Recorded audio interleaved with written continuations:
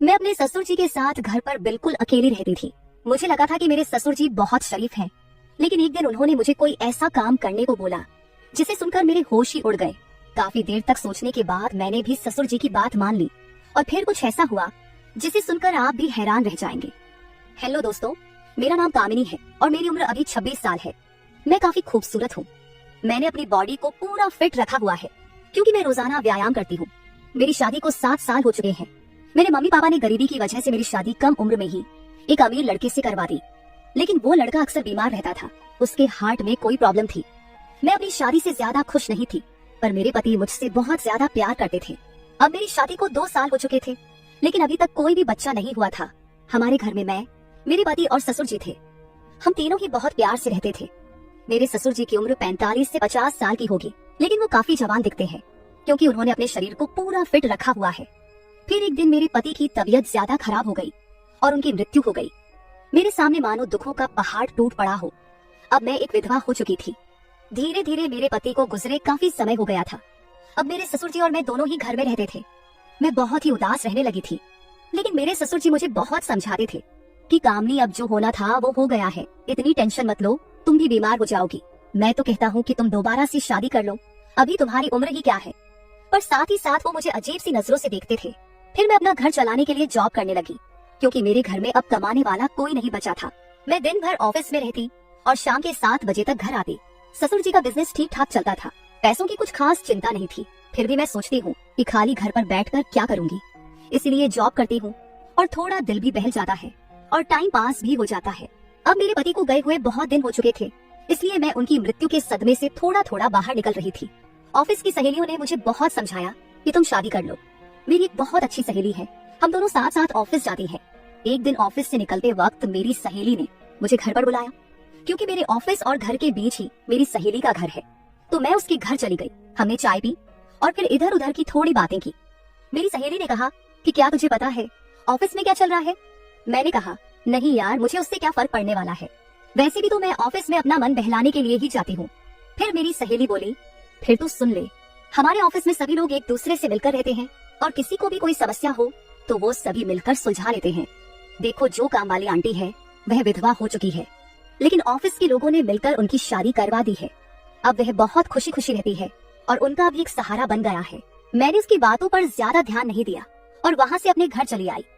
मैं थोड़ा थोड़ा अपनी सहेली की बातों को समझ रही थी कि वो मुझे शादी करने के बारे में बोल रही है।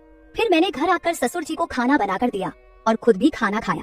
मैं अपने कमरे में बैठी थी, मुझे नींद नहीं आ रही थी। सुबह के लगभग 10 बज रहे थे। आज रविवार था, मुझे ऑफिस नहीं जाना था। तभी मेरे दिमाग में मेरी सहेली के मुंह से सुनी हुई बातें चलने लगी। मैं सोच सोच कर परेशान सी होने लगी। फिर मेरे दिमाग में कुछ आया और मैं अपने ससुर जी के कमरे की ओर चली गई। जब मैं अपने ससुर जी के रूम में गई तो उनके हाथ में एक किताब थी। मुझे देखकर उन्होंने किताब को तकिए के नीचे रख दिया। मैंने देख लिया था कि ससुर जी कौन सी किताब देख रहे हैं। मैंने कहा, ससुर जी आप क्या पढ़ रहे हो? वह बोले, कुछ नहीं बहू, किताब देख रहा था बस, बताओ क्या बात है? मैं बोली, कुछ नहीं ससुर जी, मुझे आपसे कुछ जरूरी बात करनी है। उन्होंने कहा, हाँ बहू कहो, क्या बात करनी है? मैंने कहा, ससुर जी बात थोड़ी अजीब है, मैं सोच रही थी कि आपसे कहूँ कि नहीं। उन्होंने कहा, अरे पहले तुम बोलो तो सही, क्या बात है?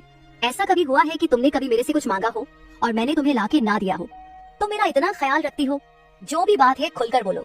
फिर मैंने हिम्मत करके ससुर जी को बोला कि अब मेरे पति की मृत्यु को 2 साल होने को आए हैं। उनकी मृत्यु के बाद से मैं बड़ी मुश्किल से सदमे से बाहर आई हूँ। अभी मैं घर से बाहर जाती हूँ तो मुझे बड़ी दिक्कत होती है।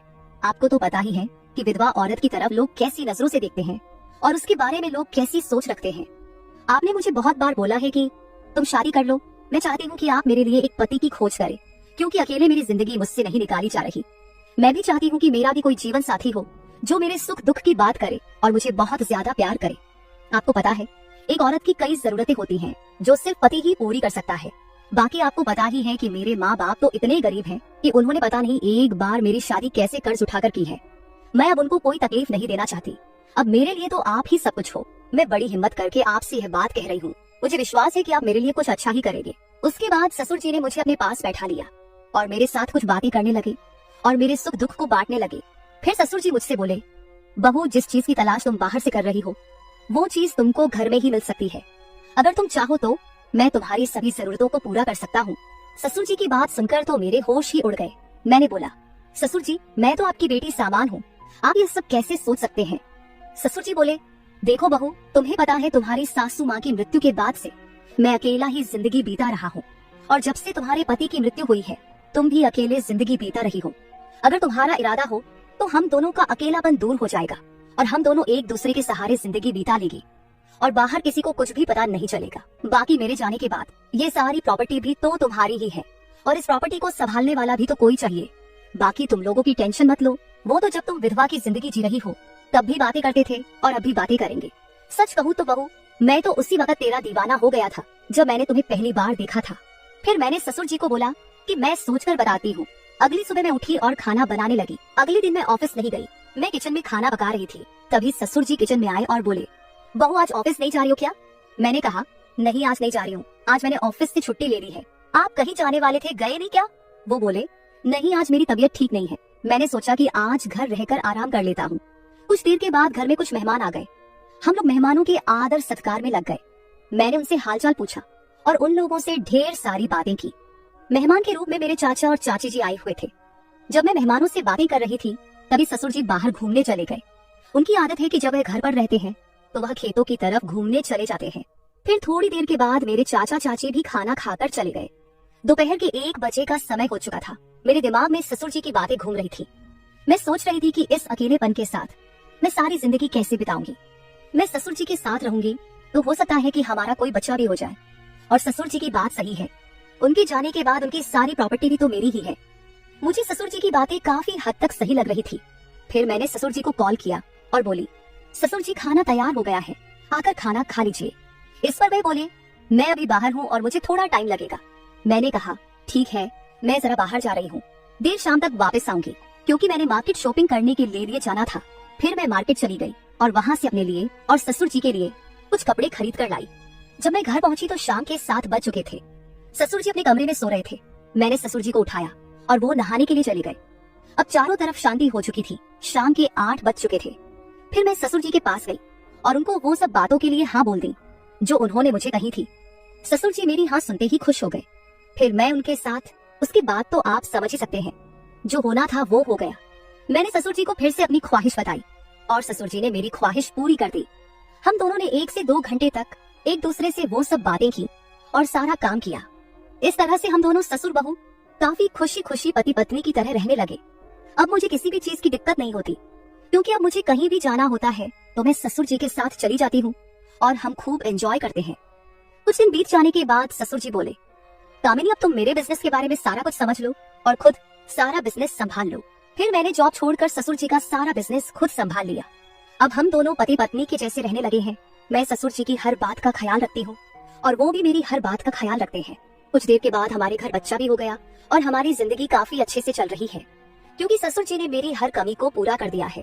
हमें दुनिया की कोई परवाह नहीं है, कोई कुछ भी बोले, हम लोग अपने घर खुश हैं।